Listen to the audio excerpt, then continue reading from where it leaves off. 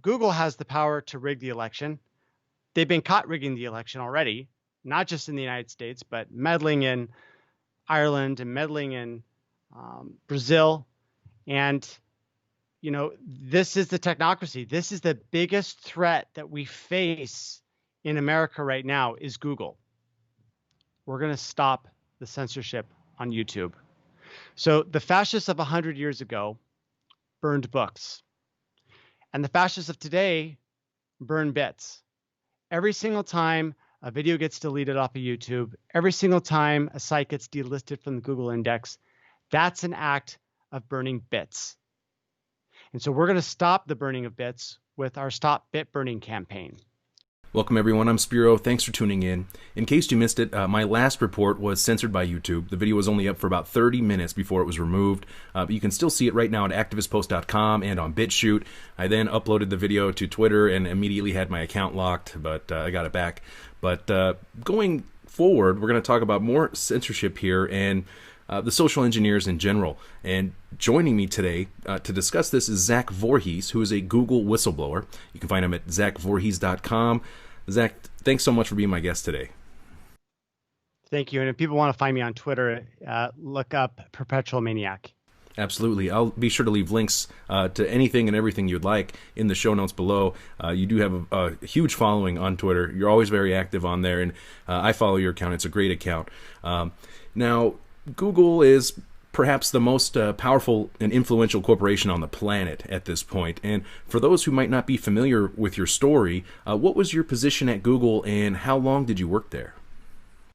So I worked at the company for 8.5 years.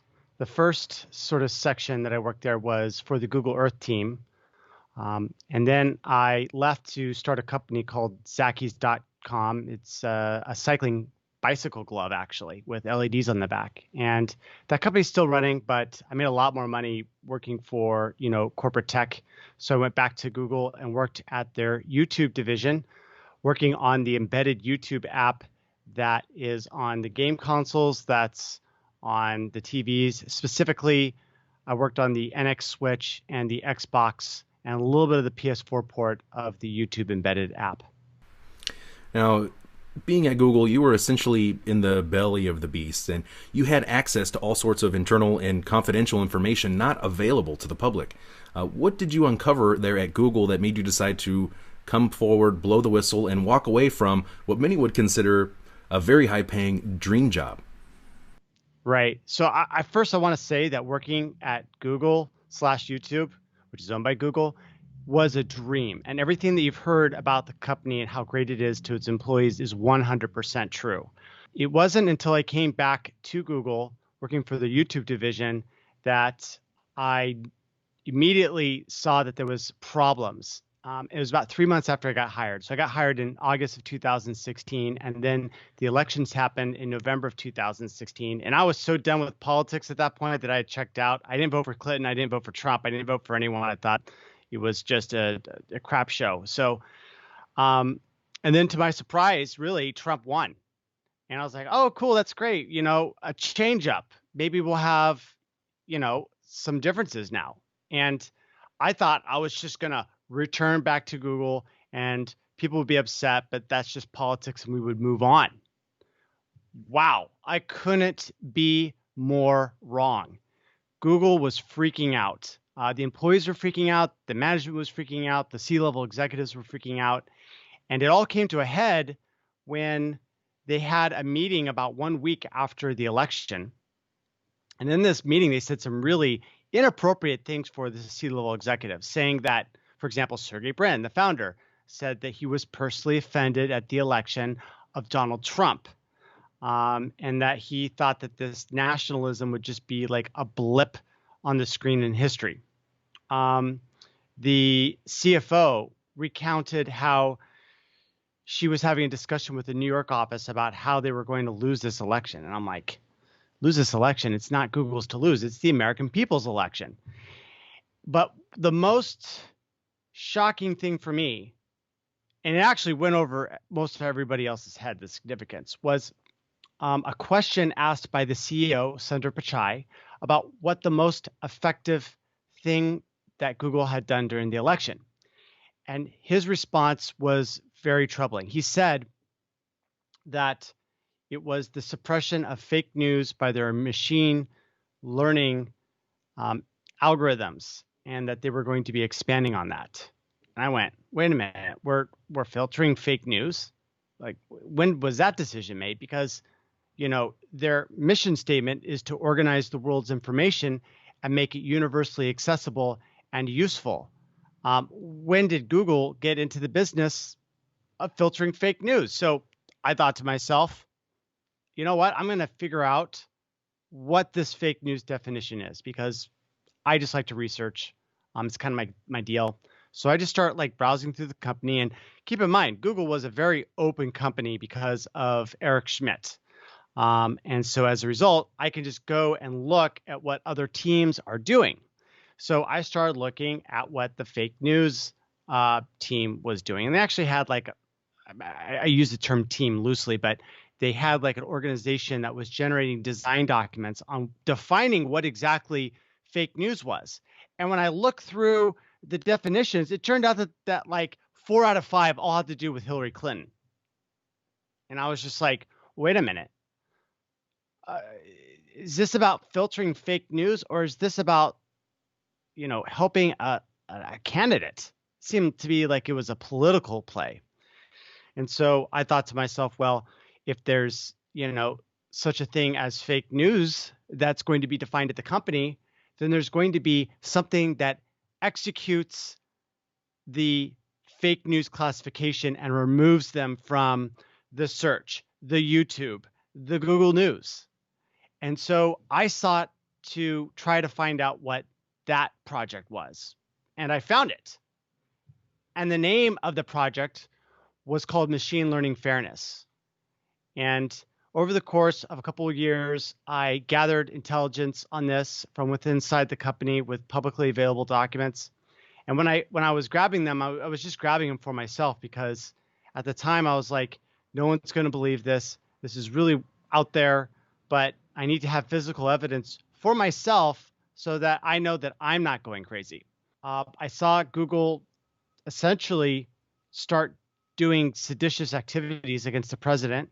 They deleted a word out of the Arabic dictionary, kafefe, in order to play into the media's attempt to use the 25th Amendment. And I went, wow, this is sedition, and this is, treasonous. And now, because I know about it, and if I don't say anything, then I'm part of the conspiracy via silence. So that's when I realized that I had to step forward. I had to contact someone that was trustworthy within the media in order to disclose this to the public, no matter what the costs of that would be. And that's how I got connected with Project Veritas. And so they did a sting operation, and the rest is history. And for those who may not be aware, the cafefe that you're referring to was a tweet that Trump put out, and they tried to basically make him look like he's not mentally there, that he's like losing it. That's why they censored that word, removed it from history, basically, and try to, like you said, build their case for the 25th Amendment to remove him for being, not having the mental capacity there. I mean, that's incredible to see and to hear. And I am going to leave a link for the Project Veritas reports. They're fantastic. They're a great organization that where they had you on their programs. Now, you ended up taking information, like 950 plus pages of information from Google, and they were in your possession. And how did Google find out about this? What was your, how did that all go down after? Like, what was their response after you had taken this information from Google? Well, I knew that there was going to be a log file because we're all logged. But I also know that because of the overwhelming amount of data and the relative immaturity of AI, they can't really figure out what the signal is from the noise. So I knew that once I came out, that there was a good chance, even anonymously, that Google would be able to quickly triangulate my position. And that's actually what happened. So when I came out on Project Veritas in June of 2019, I was under the cover of anonymity. So I had a hat and a, kind of a poncho like thing. And I didn't reveal, and my voice was changed. So I didn't reveal who I was. And what my intentions were was I was just going to leak enough so that it would show the people that were accusing Google of being biased that there was literally something there, and that they could then use that in order to find out more information. But I had a debate about whether to disclose the whole thing. And so I actually didn't know what to do. So I actually just prayed about it. And I got this overwhelming feeling that I should just like not disclose anymore and just walk away and just continue on with my life, because there was some anger and resentment that I had, that because Google was trying to essentially overthrow the country. So I felt that that was a vengeful act to just release all the information. So I walked away. And then they set a really high priced legal firm after my ass in order to try to get all the information that I had. I guess they're able to kind of figure out that it was me that was, doing all this within a couple weeks. So that letter arrived, and then I was like, oh boy, I'm in trouble. And I talked to a few lawyers, and they're like, oh yeah, they're going to ruin your life now. They're going to essentially drain you of a whole bunch of funds. And I looked at this and I realized that I did not want to get involved into a court of law. I'd rather step into the court of public opinion. So I prayed about it again. And this time I got this overwhelming feeling that I should just let them have it. So I don't know if that was God or what exactly happened. I just know that that was the overwhelming message that I got when I prayed really hard about it. And so what I did is I called up James O'Keefe and I said, look, they're after me now. There's also an anonymous troll that I was able to trick into hitting a link that we controlled. And we were able to see that the IP was actually originating from Google. This is how dumb they are. They literally sent a troll that was from the Google Indianapolis office. And they were trying to harass me and out me and call out my name because I was all anonymous on Twitter, that I was the leaker. So I knew bad things were on my way. So I set up a dead man switch. I said, James O'Keefe, if I die, then all documents go into the public domain. I then go to Twitter and I post essentially the same thing. And there's it's still up there. There's a picture of a dragon that's about to kill a guy. He's got him wrapped up in his tail, and then it's the last finishing blow. The guy stabs the dragon in the heart. That was my message to Google. Hey, you do this, and you whack me, and everything's going to come out. And that's not pardon the interruption, Zach. You're not being dramatic when you say this. I mean, this is a very, very powerful organization, wealthy beyond anyone's imagination, powerful, and like you said, they are politicized at this point, and you're about to expose major corruption and just all kinds of things that Google kept very close to themselves, that they did not want out in the public. So when I don't think you're being dramatic or blowing this up at all by any means when you say that you were fearing for your life. I can only imagine. Oh yeah, people. There's actually been a lot of plane crashes in the Bay Area, and a lot of suspicious deaths of CEOs and stuff and founders. And so I had no qualms. I'm dealing with huge firepower. Google has a lockdown on the technology of the freaking globe, and I'm challenging that established power.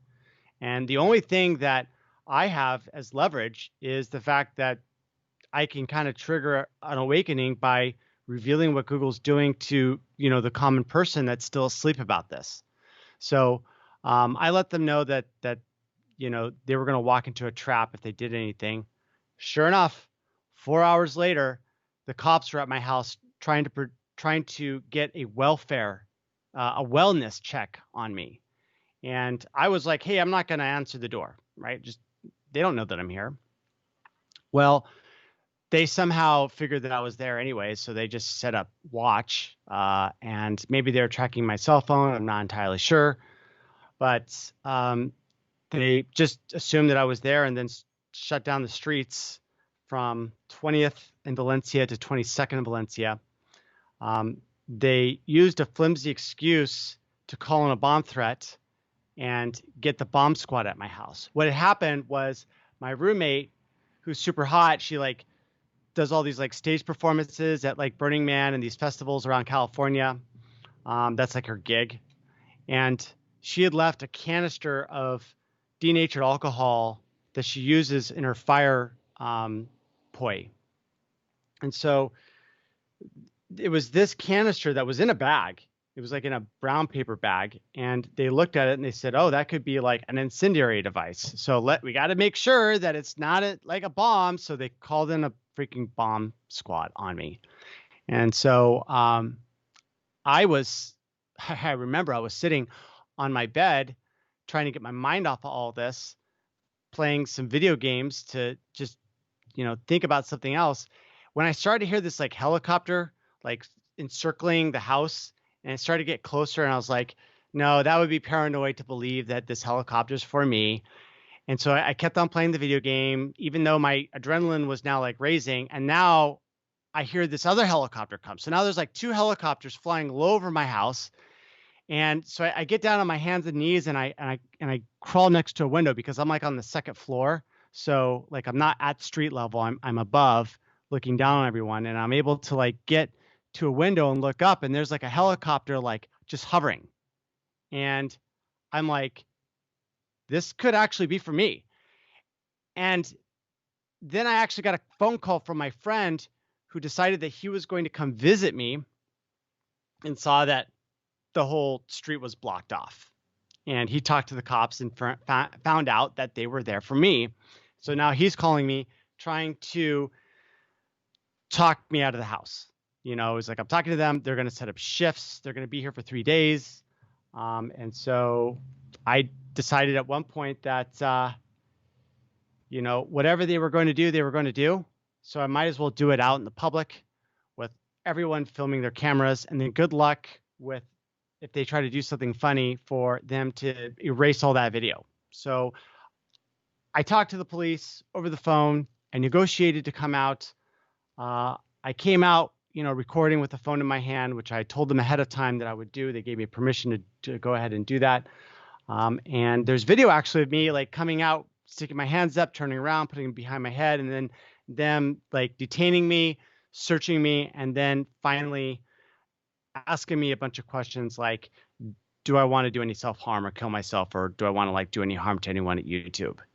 And then finally, and I assumed that it was Google, but I didn't have confirmed evidence until it was the police themselves as the final question asking me, well, why would Google call in this wellness check? And I said, aha, I knew that this is what they were doing to me, and so I said, well, the reason why they would do this is because I'm blowing the whistle on what Google's doing. And I just sent 950 pages to the Department of Justice Antitrust Division. And the cop was like, do you have any evidence of this? And I said, yeah. And I pulled out my phone and I showed it to him. And on the phone was a picture of the letter that I had sent to the DOJ describing the contents of this dossier that I was sending them. So they were like, oh, okay, you're a whistleblower. And, they realized that I wasn't a bad guy, that they were just being used by Google. And I didn't really blame them. I wasn't really upset at them. They're just people doing their jobs. So, if you're just like an easy person to deal with, then they're going to leave you alone. So I joked with them. I asked them which was the most accurate TV show depicting police. And I said, is it like CSI? And they all laughed. They said, no, CSI is not how it happens at all. I was like, well, what's accurate? And they're like, Reno 911. And I said, what? And everyone agreed. The SWAT team agreed. The FBI agreed. The SFPD agreed. Like they all agreed that Reno 911 was dead on accurate show depicting how the police work. That's hilarious. That is so funny. But I mean, that's a very serious situation in light of, the Reno 911 part. That's hilarious. But I mean, you're Google was essentially setting the stage potentially for something bad to happen to you. I mean, just kind of looking at this from the outside, if they can already convince the police, for example, that you may want to harm yourself, then they're setting that narrative. They're establishing that storyline to where if anything did happen to you, they'd be like, oh, see, yeah, see, we thought we said he was suicidal. I mean, and then you end up like Epstein or something like that, So, I mean, that's pretty wild story there. So at this point, Google had sent you this letter from the law firm. And now they're sending the wellness check after you. What did the letter from the law firm say exactly? Like, what were their list of demands? Right. So I've gotten a lot of this, like, these files from my laptop. So I was afraid that if I gave them the laptop that it would incriminate me. And so I was like sitting here going, God, what do I do about this? Right. So the letter was like, first off, give us a laptop, which I understand, that's fine. But then they were like, we need to look through your personal computer, all the hard drives that you have. We need to have like a neutral third party to come in and catalog. And I was just like, and then they were also asking like, who in the media did I talk to? What files did I retain?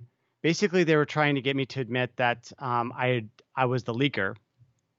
And I knew that any sort of compliance with this was just going to dig my own grave. Like Kevin Cernicki, was totally cooperative, and they screwed him. Like, he handed over the laptop when HR ambushed him.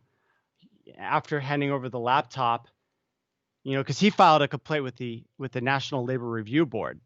And so Google concocted this fictional story that said that Mike Cernicki was attempting to do criminal espionage, right?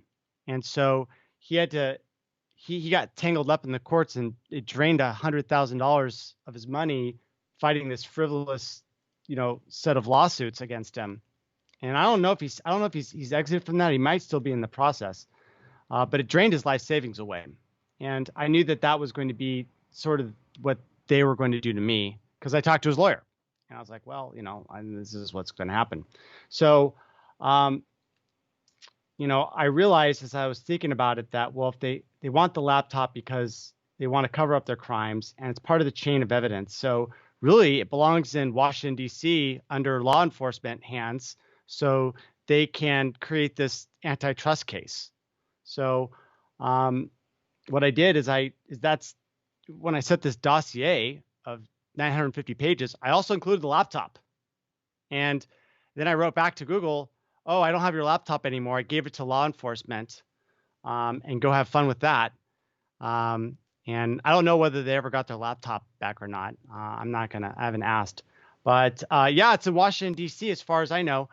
And so, then, after that wellness check, I got the heck out of San Francisco. The next day, I was on a flight to Washington, D.C., staying in a safe house, because like that time before you disclose and the time that you actually disclose is like really dangerous, right? Because that's when they can take you out, and then maybe they can stop the disclosure.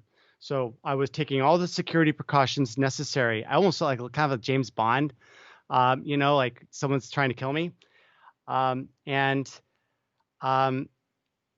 then like the morning before we launched the story on Project Veritas, I was getting like wrung off the hook by these lawyers trying to get a hold of me to, I don't know, negotiate like a non-disclosure. But by then I had already gone through the police thing, and I don't really trust these people that are in these high positions. I think they're liars and crooks now. Like I used to actually believe in the system, but now I'm pretty jaded. So I didn't really want to deal with any of them. I wanted to get it all out of the spotlight so that it could so that the target would get off my back. And so that's what happened. And then finally, after this whole disclosure happened and it got really big, they ended up sending me like one final letter.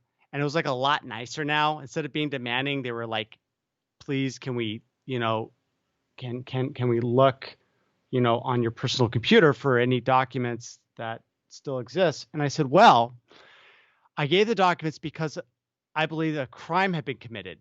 So if there's any documents that I've missed and I find them through the search of my laptop, then I want to let you know that I feel obligated to send those additional documents to the Department of Justice. Please let me know if you want me to proceed. They never said another thing, so I got off of it. So that was the end of that whole legal fiasco.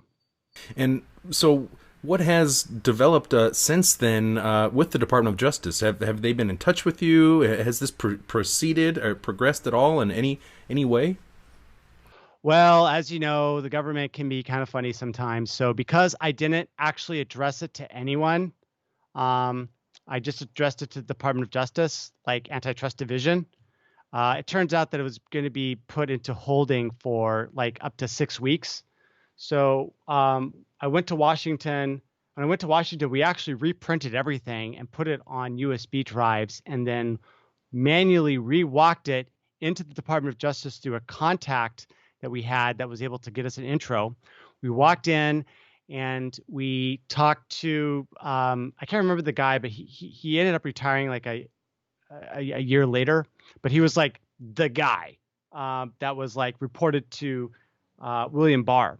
And he had two assistants. They took copious notes. We gave him the thumb drives. We gave him, the paper, and gave him pretty much everything. And so, and then, about a month later, the DOJ, the New York City, and 50 state attorneys filed they started an antitrust investigation. So I'm not saying that my evidence was what started that whole thing, but I find that it was pretty coincidental that I deliver this and then a month later they're doing their antitrust divisions or their antitrust investigations. And now it's actually all 52 state attorney generals. So it's all 50 states plus the 2 territories. And and now I'm just sort of in a holding pattern waiting to see what's going to happen. Like we just had a hearing last week about the whole antitrust thing with Google and Facebook and the Apple CEOs. And, the content that I disclosed was actually, talked about in these hearings. So, that's impact. And I'm really happy. And I'm hoping that, that impact translates more into just talk and more into action. I think that action is going to happen. Like we're actually pretty much on the verge of something big happening with big tech. And actually, one of the biggest problems is that they're censoring conservatives and anyone that is a dissident reactionary and doesn't like what's going on. But also, a bigger problem is that they're taking all of our data and they're selling it to China. Yeah, data is very valuable, and they've been gathering it up. Excuse me. They've been gathering it up like crazy, and the same thing with like the NSA we've been seeing. They're just gathering every bit of information that they can scrape from you. And these hearings, going back to the hearings from last week, it's it is interesting to see this start to roll out. And yes, some things need to happen, but at the same time, it's like these representatives need to have some experts in there on their side or something, because some of the stuff they seem kind of lost in, But what was your take overall of the hearings? Did you watch them last week? I did. I watched the whole 6 hours, and I've actually got some notes here. And essentially what the problem is that they've got these monopolies, right? So let's say like the Apple Store, for example. They've got this app store, and if you want to get on the iPhone, you've got to go through this process, this app store. And they're going to take a 30% commission on every single app that goes through their store. And what they're doing is that they're putting all these, additional things, these constraints on on these app developers, and it's making life extremely difficult. And the thing is that Apple's just going ahead and banning some apps without an appeal process. So, for example, there is sort of a counter to Twitter, which is the gab.com. I'm on it. I like it. It's actually some of the most fascinating conversations because it's not censored. Apple just unilaterally canceled them, said, nope, no one can download you from the App Store anymore. Sorry. And that's a big problem if you want, free speech. And, Apple's going to ban a certain class of people, but not ban the other class of people. And there's something similar happening with Google, and essentially this data collection apparatus that they have, where they're taking your real-time location data from the cell towers and from the device itself, and feeding this into these black markets, right? So the Chinese intelligence is the big one, but it's not just that, it's also other places like, the UK and Israel. And the thing is that, are we getting real-time location data from their citizens? In many instances, no. And so we've got this asymmetrical advantage that we're just giving away to people that are our geopolitical rivals. And that's just not a good thing. And so, the whole meeting was kind of talking about sort of the Chinese threat and data collection, and then also the abuse of their monopolies in order to stifle competition. Excuse me, and that is a major problem. Monopolies are historically extremely dangerous and oppressive, and so this is a big problem. And Google is like the equivalent of Skynet, in my opinion. I mean, these are the technocrats, the social engineers that are literally shaping society by manipulating our perceptions of realities. Like Zach, how powerful would you say Google is, for example? I mean, it's around $1 trillion company right now. They own 90% of the search market, about 80% of the mobile phone market.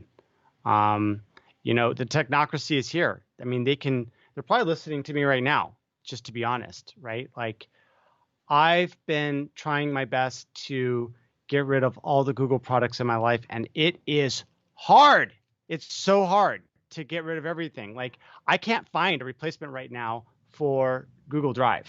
So there's a lot of stuff that I'm putting on there, and I'm like, well, I know that they're going to be able to look at what I'm doing, and it's everywhere. Like, it's literally everywhere. And the thing is that what I didn't know until I left is that they own a large part of the education computing segment. So all these Chromebooks that are going out. They also own a large amount of these SSL certificates that are being done for security purposes on these websites. And they can just go ahead and with the flick of a switch, disable the certificates at the root level for entire sections of the economy, and people just go down because all of a sudden their connection can't be trusted anymore.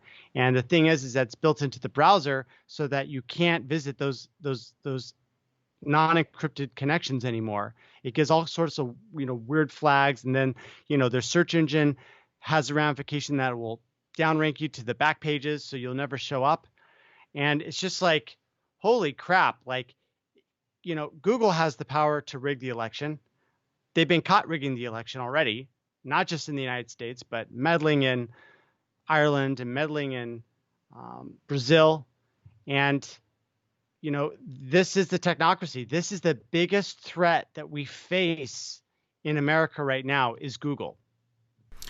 I would have to absolutely agree, because we've been hearing government officials and the media warning about the Russians for years. Now it's been years, literally, how they're meddling in our elections and everything. But, to me, that's all come out to be false anyways. It was our own intelligence agencies that were meddling in the elections. And, personally, I'm more concerned about Google and our own intelligence agencies meddling in our elections.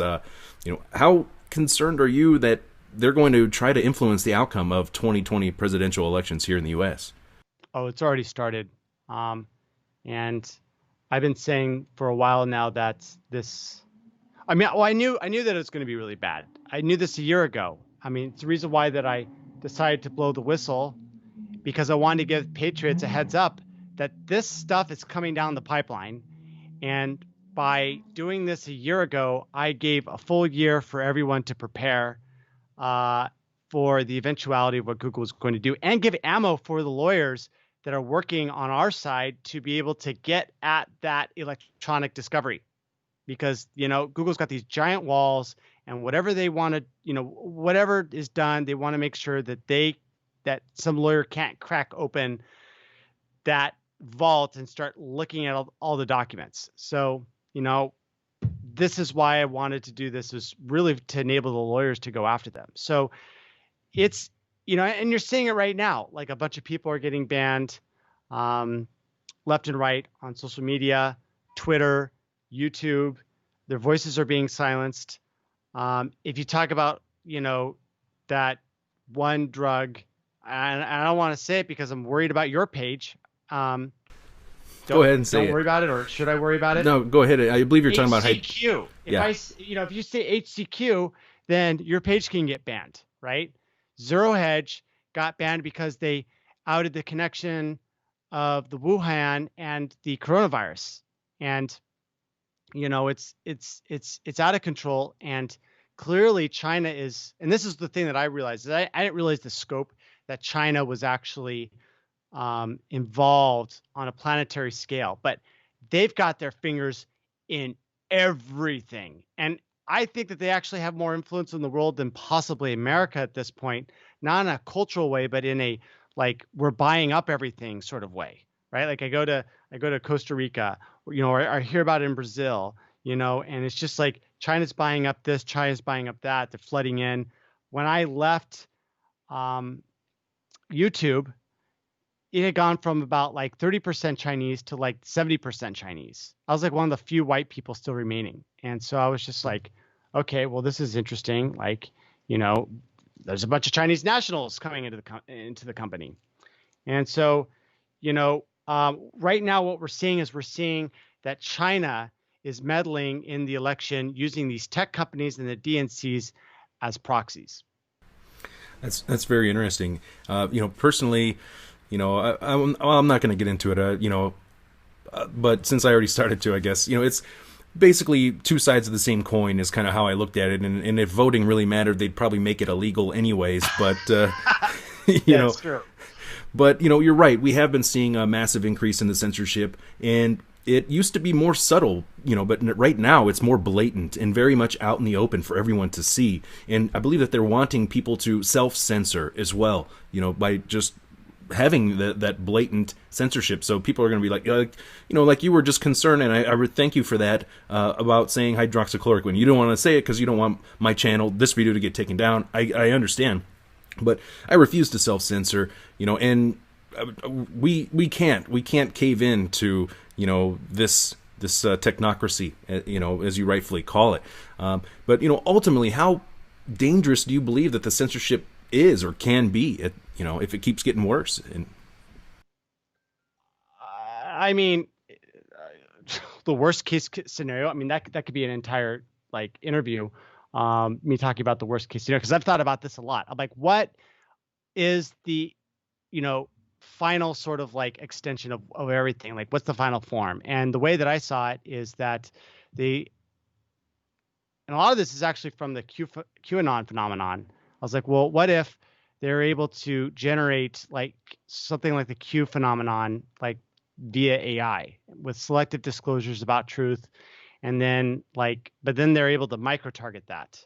And so it's let's say instead of a psychological operation that collectivizes hundreds of millions of people, maybe you're just collectivizing 100,000, but instead of one, you've got, let's say, 1,000 of these, right? So now they go over the country, and now everyone's got this own selective truth about something, and they're siloed, so they're not sharing anything.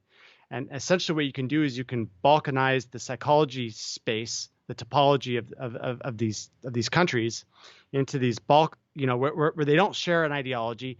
They all think that they've got the right idea, and the end state is that they end up just fighting because they engage in some sort of victim culture that is perpetrated by this AI that's oh, they're doing all this stuff, and they really radicalize the people. And then they go and they try to talk to someone outside of their clique, and they realize that they've just got a totally different ideology that is fundamentally incompatible. Kind of like today's left versus right dialectic, but like, scaled up to like from 2 to 1,000. And, insert coin, create cult. That's essentially what, and I'm not saying that Q is a cult, but I am saying that a model like that through AI could create these auto cults where rich billionaires or the banking cartels just balkanize everyone up and then get them into perpetual like division and person conflict, and no one's got any idea of what's really going on, and we're just fighting all the time while they're slowly killing us down to like 100 billion people. Like that's the worst case scenario that I see. Yeah, and that's very interesting, and I mean it falls right into their divide and conquer strategy, which has been playing out for quite some time now, and I don't think we've seen as much division as is taking place right now. I think people are more divided than ever, and that keeps us weak, because if we're so busy fighting each other over frivolous things in the big picture sense, then we'll never see where the real threat is targeting all of us. We're all targets of this same system of oppression. Now, speaking about AI, I wanted to ask you about Google's AI project called DeepMind. What can you tell us about that? Because that sounds pretty scary. So, like, remember how chess AI, like a couple decades ago, was progressing like kind of like it was like, oh, it's getting better, and now they're like, oh, it can actually like defeat the chess grandmaster, and then it like exceeded that, and then they're like, wow, it had this like alien intelligence. But then they had this like this new benchmark, and they're like, Go is such a harder game that no AI will be able to defeat a human player for the next decade. And then it was like something like the next year or two after that. It was like DeepMind's like, ta-da, we beat everyone in Go, and we've mastered the game. And then like a year later, they're like, hey, instead of taking 3 months to train it, we're able to do the same training in 2 hours. And now, and the way that DeepMind works is that, they've got these like neural nets, and these neural nets are kind of like your brain cells. They pass along information when they got like inputs on one side, and then they fire off an action potential down the axon. And so neural nets kind of work as the same way. Like a single, simulated neuron has as inputs other connections, or in the beginning, it's actually the input, right? And it basically gets a signal, and then based upon certain weights of like certain patterns that it sees on its inputs, it will then fire its own output, which is the input to the next layer in the neural net. And that doesn't seem like it could actually, create an emergent intelligence, but it actually can, right? And the whole thing is, how do you train these things to fire in the proper sequence so that they can form, these logic centers that can solve problems. And so if you train these things on, let's say, like a game of Go, the neurons will self-organize in a way that allows them to maximize their chances of winning. And this is essentially what DeepMind is. And they've been doing interesting things like transference, which is one of the new things that they've been doing, where they say, hey, well, if we train something to be strategic in checkers, like that's actually kind of similar to chess, even though chess is way more advanced. Let's try to take a checkers AI and then convert it into a chess playing AI. Or let's get an AI that knows how to wash the dishes, and then we'll transfer it so it knows how to dry the dishes. So it's kind of these adjacent spaces in problems that they're able to like now solve with these AI transferences. And so now you've got this like this like AI system. And now let's say you feed it like all the information that's in Wikipedia, right? What are you going to get? You're basically going to get like this godlike AI intelligence that you can feed it whatever you want, and it's going to give you back answers. And we're seeing this sort of emerge now, even on the open source projects. There's something new coming out called GPT-3. And it's you ask any question, it like tells you like what the answer is based upon, mountains of data that you could never ever read through in your lifetime, that's able to reference. And so it's these sorts of like AIs are now emerging, but and that's just in the public sphere. This DeepMind is private, and it's siloed, and it's funded by the world's most powerful technology company like ever.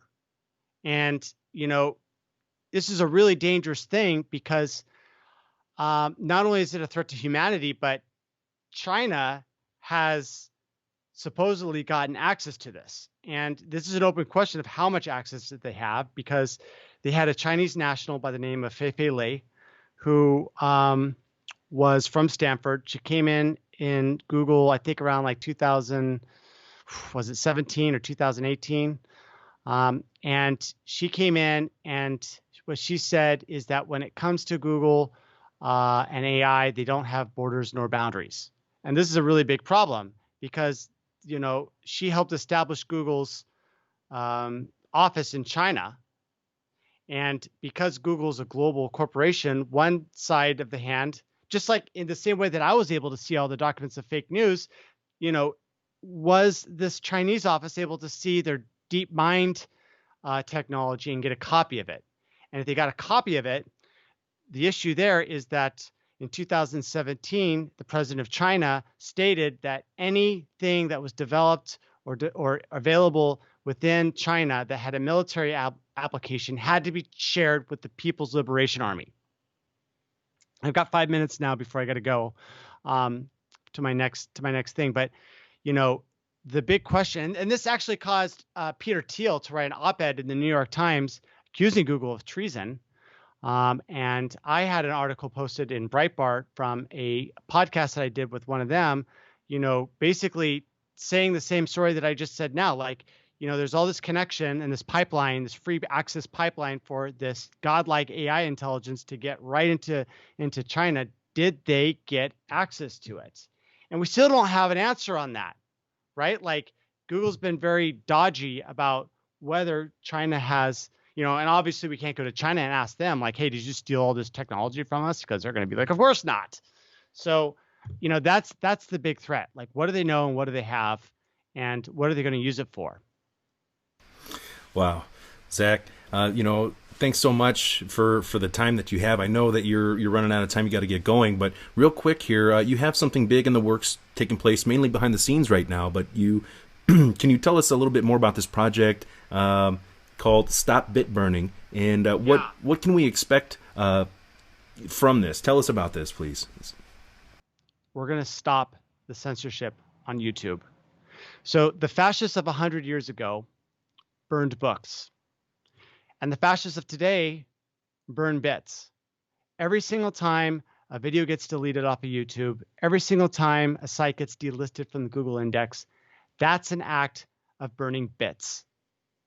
And so we're going to stop the burning of bits with our Stop Bit Burning campaign. And our Stop Bit Burning is an organization with Dustin Nemos, who created this Q book. And we're basically using this where we go one, we go all mentality. And what we're doing is that we're collectivizing the YouTube people that have been censored, all the influencers, such as yourself.